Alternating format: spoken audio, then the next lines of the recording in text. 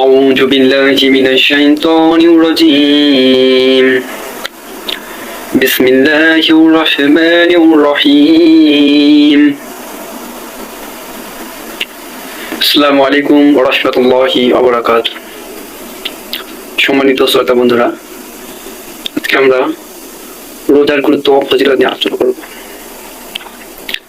ইসলামের মৌলিক ইবাদতগুলোর মধ্যে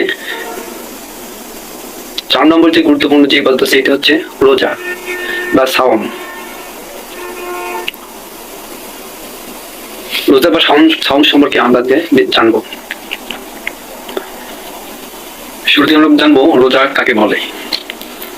রোজা মূলত ফার্সি শব্দ, এর বাংলা অর্থ হচ্ছে বিরত থাকা।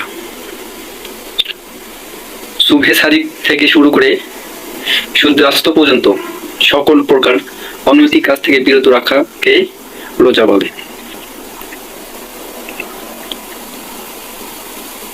রমজান মাসে মূলত রোজা পালন করা হয়, আর এই রোজা পালন করা হচ্ছে রমজান মাস প্রত্যেক মুসলমানের জন্য ফরজ করা হয়েছে, যেমনটা ফরজ করা হয়েছিল আমাদের পূর্ববর্তী উম্মতদের উপর। তো আমাদের ওপর এই রোজাকে ফরজ করা হয়েছে। আল্লাহর যে বিধিবিধানগুলো রয়েছে তার মধ্যে অনেক গুরুত্বপূর্ণ একটি ইবাদত হচ্ছে রমজান মাসে রোজা রাখা। রমজান মাসে রোজা রাখার মাধ্যমে আল্লাহর সন্তুষ্টি অর্জন করা যায়। রোজা পালনের মাধ্যমে গুনাহ মাফ করা যায়। রমজান মাসে রোজা শুধু এইটুকু নয় যে উপাস থাকা বা কিছু না খেয়ে থাকা। পরিপূর্ণ রমজান বা সাওমের পরিপূর্ণ উদ্দেশ্য হাসিল হবে তখনই যখন একজন মুমিন মুত্তাকি প্রত্যেকটি কাজ, সব কাজ থেকে বিরত থাকতে পারবে, সকল প্রকার অনৈতিক কাজ থেকে নিজেকে বিরত রাখতে পারবে।